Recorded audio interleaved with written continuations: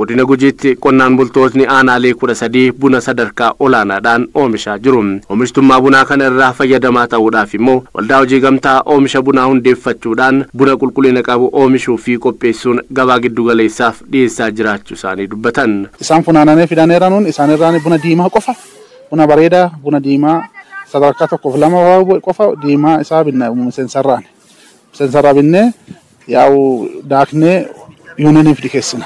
Oorruu qabnurraa buna guurree waldeenni keenya kun buna qabu guutuu guuree waldaa kanaaf galcha. Kiiloo irratti gatii isaa tilmaamamee gatii gabaarra jirutti hin madaalamee kennama. Yoo raawwii irratti gabaan jalqabarraa ka'ee aga raawwii irra jirutti gatii raawwiitiin illee nu hojjetamee nu kennama jechuudha. Abbootiin qabeenyaa godinicha keessatti daldala bunaa irratti bobba'anii jiran rakkoo walitti hidhamiinsa gabaa qonnaan bultootni qaban furaa fi jiraachuu himan. Kanaanis saayitiiwwan bunaa banuudhaan heddumminaan buna jiidhaa qonnaan bultootarraa gatii madaalawaan bitaa jiraachuu ibsan. ቡና በጥራት ከገበሬው በመቀበል ከታች አንስተን ጥሩ ኳሊቲ ቡና ቁልቁልናን ቆናን ቡልቶታ irraa bituun gabaa jiddu galeessa fi gabaa biyya alaatiif dhiyeessuun bara oomishaa darbeen sharafa alaa doolaara miliyoona 5 biyyaaf argamsiifnee jirra. Bara kana hojii caalu hojjannee guddina gaarii argisiisuuf carraaqaa jirra. በዘንድሮም ያ ከዚህ የተሻለ ስራ ሰርተን ጥሩ እድገት ለማሳየት እየሞከርን ነው። ቡና እዚህ ስናገኝ እዚህ መስራት ጀመርን። የወላ ቡና ከዚሁ አካባቢ ቡና argannaan asumatti hojjechuu eegale. Bunni kun hundi qonnaan bultoota naannoo kanarraa kan bitameedha. Guyyaatti hanga kiloogiraama 7,000 binna. Iddoon kun madda bunaati. Ijoollee naannoo kana hedduudhaafis carraa hojii uumnee jirra.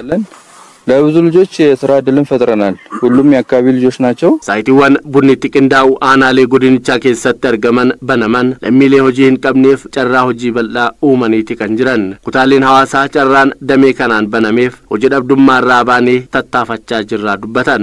Carraa hojii argadhee mindaadhaan mindeeffame bu'aa ofilleef maatiilleef manallee ijaarradhee fooyyomsaa gargaarsa waldaa kanaatiin carraa hojii argachuu waldaa kanaatiin ofilleen fooyyeffadhee ittiin maatiilleen bulfachaa jira jechuudha. Hiika hojii kana hojjadhetti mana kiyya miidheffadhee ijoollee kiyya guddifadhee waan duuchi miidheffateessa jira. Akkasanii amma akka malee ammallee guddinarra jira ammallee deebi'ee amma funoo barana keessatti hojjateessaa fi amma kun ammallee mana ijaarrateessaaf amma ka'eera. Marroo isaanii fi hiika hojjadhee ijoolleen kiyya guddattee ammallee buna kana keessatti mucaan guddaan buna ijaaree amma kun hojjateessa jira. Aanaalee godina Gujii keessaa aanaa Uraagaatti bunni caalmaan kan oomishamu yoo ta'u gandoota aanichaa hundatti qonnaan bultootni oomisha irratti bobba'anii jiru.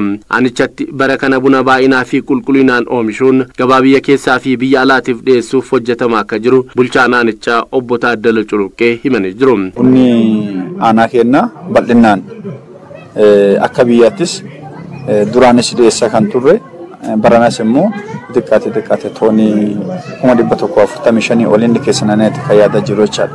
Kanaaf bal'inni isaas akkasumas fakkanni inni galii biyyaa keessattis qabu guddaadha. Walumaa galaa aanaa Uraagaatti bal'inni isaa gandoota 30 keessatti baay'inaan kan argamu ta'uu isaati. Bunni godina Gujii biyya keessaa fi biyya alaatti fudhatama argataa jiruun fedhiin isaa dabalaa waan dhufeef oomishtummaa qonnaan bultootaa irratti xiyyeeffannaan hojjetamaa akka jirudha. Itti aanaa itti gaafatamaan waajjira qonnaa godinichaa obbo Dastaa Gabrayyees kan himan. Qonnaan bulaan keenya baay'een naannoo 83 ol ta'uu bunarraa fayyadama.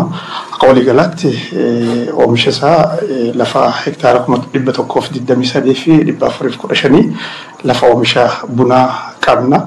Kunis gaamotti itti deemamaa jira ammas dhaabamaa jira yeroo sadarkaa isaa akkuma beekamu agroekolojiin bunaaf ta'u baay'inaan waan jiruuf godinichatti uwwisni bunaa jiru dinagdee damee kanaan argamu guddisuun fayyadamaa ta'uun akka danda'amu agarsiiftuu ta'u bulchaan godinichaa obbo Nagaash Bullaallaa himanii jiru. Oomisha bunaa bara kanaatiin buna toonii 55 ol gabaa giddu galeessaaf dhiyeessuuf hojjetamaa akka jiru ibsan. Godinicha keessatti lafa hektaara 164 irratti uwwisni oomisha bunaa jira. Kana keessa hektaara 123 irratti oomishi sassaabama jedhameeti kan eegamu. Walumaa galatti toonii 123 sassaabama jennee bara kana karoorfannee hojjechaa jirra. Kana keessa toonii 55 gabaa giddu galeessaa bunni godina kanaa dhadhabisaa gireedii yookaan kwalitiin bunaa tokkoffaa lammaffaarratti. Buna godinichatti oomishamaa jirurraa qonnaan bultootni damichaan bobba'anii ta'ee biyyi sadarkaa barbaadamuun fayyadamu akka ta'an qulqullinaan oomishuu irratti xiyyeeffannaan kennamuudha kan dubbatan. Kun akka milkaa'uuf immoo qonnaan bultootni fi daldaltootni buna irratti bobba'an of eeggannoon akka dhiyeessan gochuuf hojjetamaa jira jedhan.